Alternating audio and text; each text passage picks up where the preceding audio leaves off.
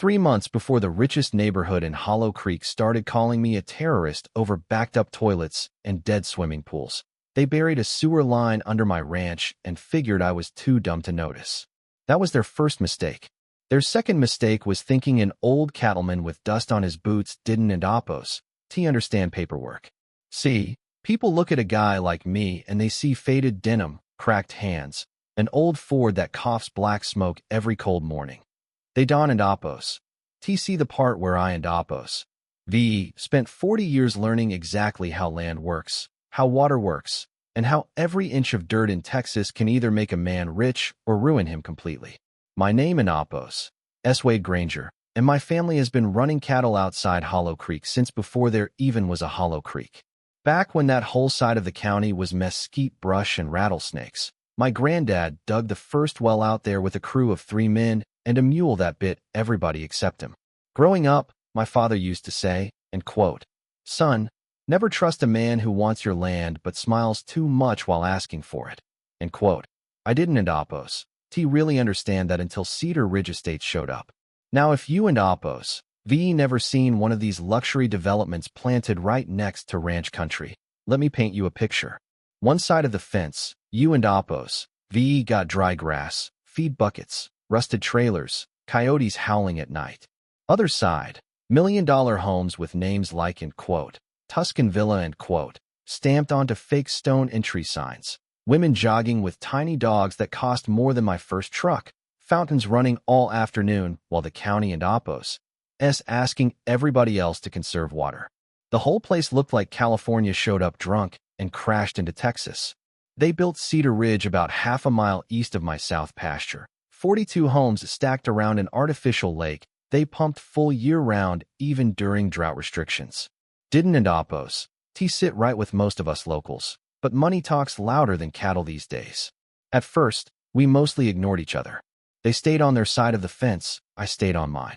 Every now and then catch one of the homeowners staring out from their back patio while I moved cattle at sunrise, like they were watching a zoo exhibit. Didn't bother me none. Truth is, I kinda liked knowing my cows ruined the view they paid $2 million for. But then little things started happening. Survey trucks parked near my south boundary road. Men in neon vests taking measurements. Drones flying low over my grazing land. One afternoon I rode over and asked a kid with a clipboard what exactly they were doing. He looked nervous before saying, end quote, "Utility planning, sir," end quote. That and all he and give me. Couple weeks later, county officials started showing up at town diners with Cedar Ridge developers, acting friendly with folks they normally wooed and spit on if they were on fire. Everybody could smell something brewing. Then came the drought. Worst one we and had in 11 years. Ponds dried up. Hay prices doubled.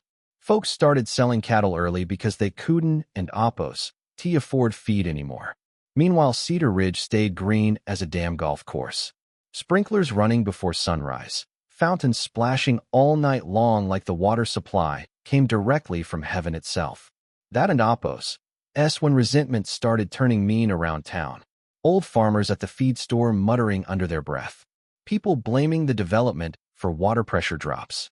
Nobody had proof of anything, but people were angry, and rich outsiders make easy targets in hard times. Then one morning in late August, I climbed into my truck before daylight to check fencing near the south pasture and almost drove straight into a trench cut across my property. Fresh dirt piled 6 feet high. Heavy equipment tracks everywhere. 3 sections of my fence torn clean down. At first I honestly thought maybe some oil crew got lost during the night. Then I saw my water pipe sticking halfway out of the dirt, cracked wide open, pouring mud into what used to be grazing land. I just sat there gripping the steering wheel for a second, staring at it while diesel rattled under the hood. I remember feeling this strange calm settle over me because deep down, I already knew whoever did this thought they could get away with it. And people only get that confident when somebody powerful told them they could. I got out, walked the trench line nearly half a mile until I found a wooden survey stake hammered into the dirt with laminated county permits zip-tied to it. I read the first page once, then twice, then a third time because I honestly couldn't and believe what I was seeing. There, right above the county seal, was my signature approving a permanent underground sewer easement across my land. Except I never signed a damn thing. I took that permit straight into the county office before noon, still covered in dust, boots leaving dried mud across their polished tile floors, while people in tucked-in shirts stared at me like I was some angry animal that wandered in from the highway. A woman at the front desk tried giving me one of those rehearsed smiles and said, and quote, "Sir, do you have an appointment?" End quote. I slid the permit across the counter and said, and quote, "You got about 30 seconds before I start making one." End quote. That smile disappeared real quick. They pushed me into a back office where Assistant County Manager Bryce Ellery came in sweating through his collar like he and Oppos jogged there. Bryce had the kind of face that always looked nervous, even before trouble started. He glanced at the papers and immediately avoided eye contact. That and Oppos. That's how I knew. He already understood exactly what this was. End quote. "Mr. Granger," end quote. He said quietly, end quote. "There may have been some procedural misunderstandings," end quote. I laughed at that. Not because it was funny, but because sometimes a sentence is so stupid your body reacts before your brain does. End quote. "Procedural misunderstanding," end quote. I said. End quote. "Somebody forged my signature and dug a damn canyon through my cattle pasture." End quote. Bryce kept fumbling with his pen, talking about emergency infrastructure approvals, drought contingency planning, expedited county cooperation. Just a pile of polished-up words trying to hide something rotten underneath. Finally, I leaned forward and asked him one simple question. End quote. "Did Cedar Ridge know this signature was fake?" End quote. Silence. That and Oppos. That's all I needed. I walked out before I said something that would and Oppos gotten me arrested. On the drive home, I started thinking about my father again. He used to tell me land disputes never begin with bulldozers. They begin with paperwork. Bulldozers just show up after the theft already happened. So instead of exploding like everybody expected me to, I spent the next 2 days digging through records. Old property maps, water rights filings, county drought agreements, utility access contracts, every dusty file cabinet and online archive I could get my hands on. And that and Oppos. That's when I found the thing that changed everything. Turns out Cedar Ridge wasn't and Oppos nearly as independent as they pretended to be. Their fancy little artificial lake, their fountains, their backup water system during county drought emergencies, all of it connected to a deep aquifer well sitting on my land. My well. My grandfather and Oppos as well. The county had signed emergency contingency agreements years earlier allowing temporary access during severe shortages because back then everybody assumed ranchers and townsfolk still helped each other survive bad seasons. But buried in those documents was language nobody at Cedar Ridge probably bothered reading. The water access depended entirely on voluntary landowner cooperation. Voluntary. Then I traced the sewer plans. That and Oppos. That's when I almost smiled for the first time all week. Their entire wastewater system crossed under my southern acreage before feeding west into the county treatment plant. And because the easement they filed was fraudulent, legally speaking, that sewer line wasn't Oppos protected at all. They had built critical infrastructure under land they did not have lawful access to. I remember sitting at my kitchen table around midnight, reading the same paragraph over and over while my old hound dog Rusty snored beside the fridge. Outside, wind was rattling the porch screen, and somewhere out in the dark one of my cattle was bawling. And all I could think was, these people really believed nobody would ever push back. See, folks like the Cedar Ridge Board Warren and Oppos, evil exactly. That and Oppos, that's the dangerous part. They were entitled. They honestly believed money made obstacles disappear. A rancher and Oppos, signature, a county inspector, a property line. To them it was all just paperwork standing in the way of progress. And people like that never expect consequences because consequences are usually for regular folks. Next morning I drove out to the well house before sunrise carrying a thermos of coffee and a wrench older than most of the homes in Cedar Ridge. The valve system sat inside a rusted concrete structure my father rebuilt back in the Oppos ADS after a lightning strike cooked the original pump controls. I stood there a while listening to water moving through the pipes. Funny thing about infrastructure, most people never think about it until it stops working. I reached down and shut the emergency backup supply valve completely closed. Just like that. No dramatic music. No speech. Just metal creaking against metal. By noon my phone started blowing up. Unknown numbers mostly. Then county officials. Then somebody from the Cedar Ridge HOA demanding clarification. I ignored all of them. Day 2. I chained and padlocked the sewer maintenance hatch sitting just inside my southern fence line. Again, perfectly legal. The hatch itself was on my property, and because the easement was invalid, nobody could access it without trespassing. That and Oppos. When panic started spreading over there. A local plumber I knew named Danny called me laughing so hard he could barely talk. End quote. Wade, end quote. He said, end quote. Those rich folks are losing their minds. Half the neighborhood thinks the drought finally hit their pumps. End quote. I asked if anybody figured it out yet. End quote. Oh, they know it and Oppos. SU, end quote. He said. End quote. Question is, they Don and Oppos. Know what to do about it. End quote. By day 3, Cedar Ridge looked different. Grass losing color. Fountain shut off. Their little lake dropping visibly around the edges. You gotta understand, rich neighborhoods depend on appearances the same way ranchers depend on rain. Once things start looking neglected, fear spreads fast. That afternoon, I finally met the king of the whole circus. His name was Gavin Vale, president of the Cedar Ridge HOA. Mid-50s, expensive watch, white golf vest despite it being 100 degrees outside.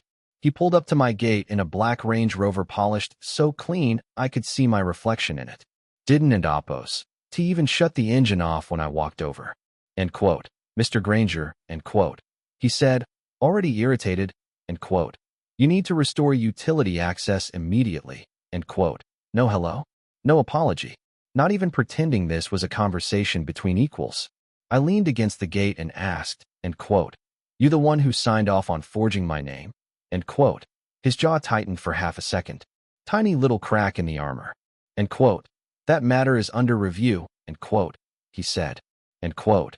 But interfering with essential services exposes you to enormous liability, end quote. I actually grinned at that.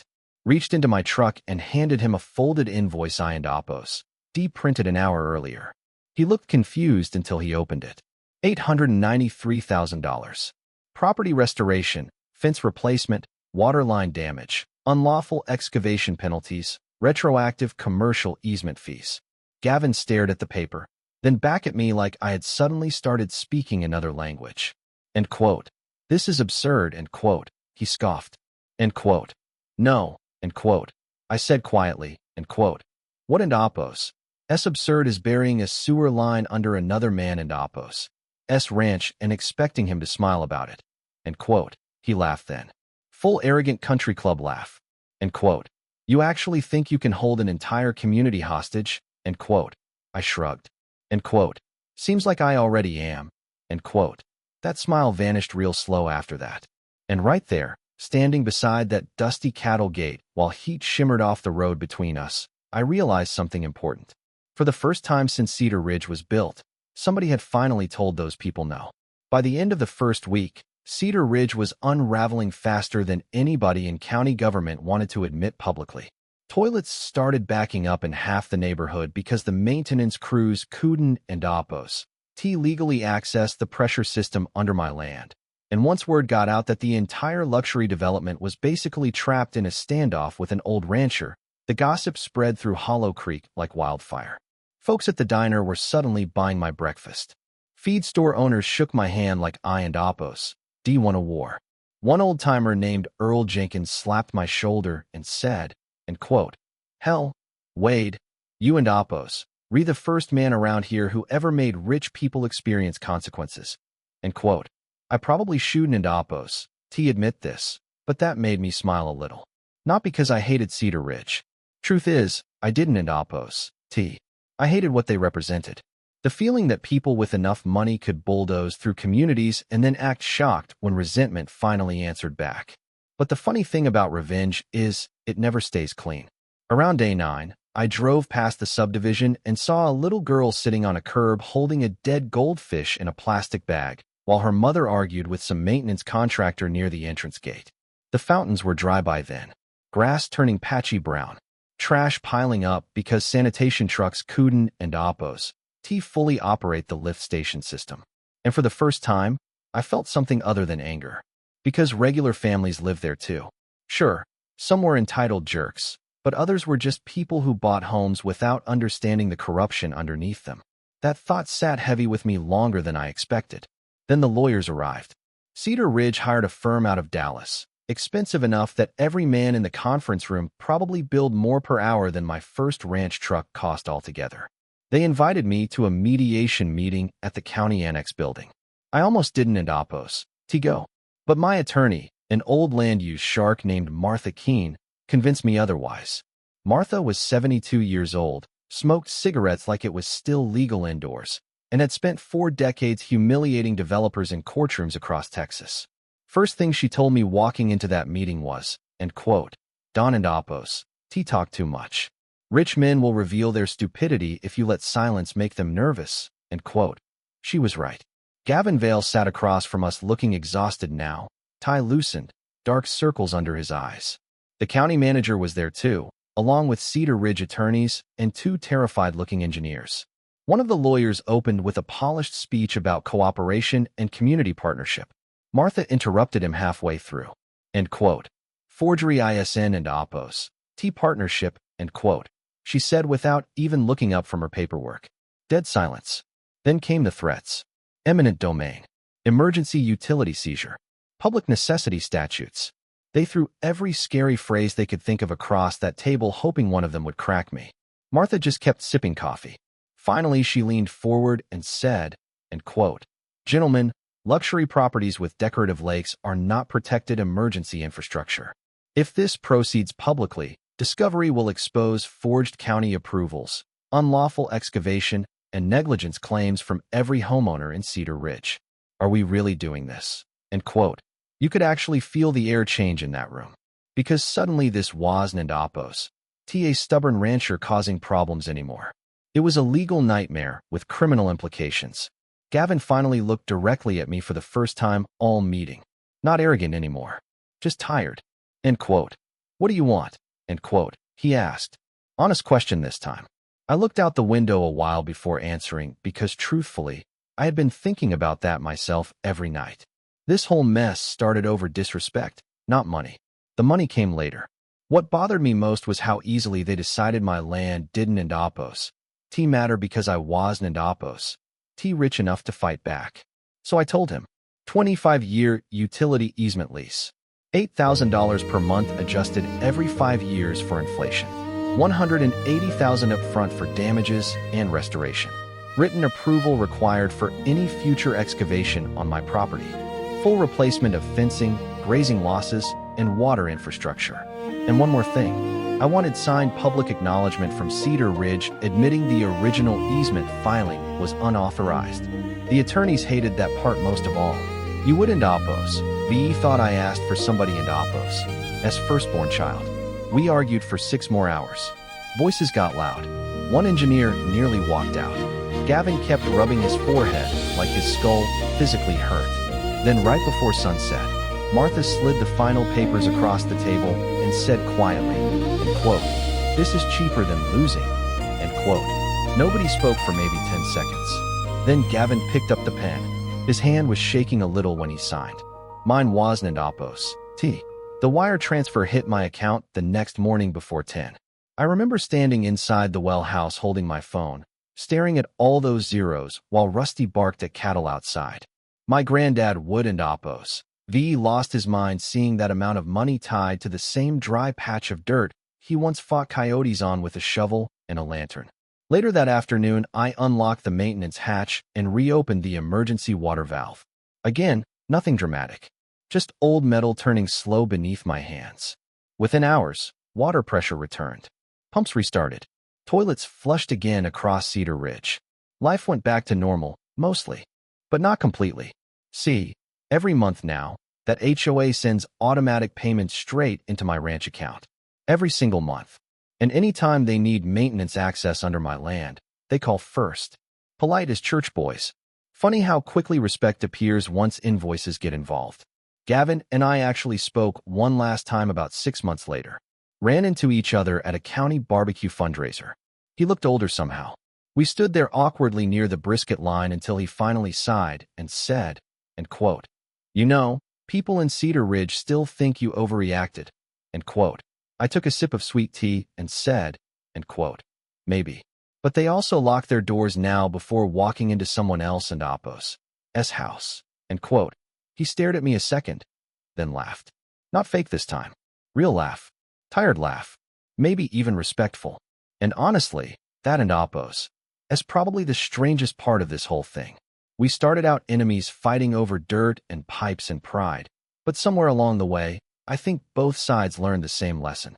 Communities only work when people believe the rules apply equally to everybody. The second folks start thinking money puts them above consequences, resentment starts growing underground like pressure in a busted pipe. So now I want to ask you something. If somebody forged your signature, tore through your property, and acted like your land meant nothing, would you have done what I did? Or did I take it too far? Let me know down in the comments, because around here, people still argue about that story every time drought season rolls around.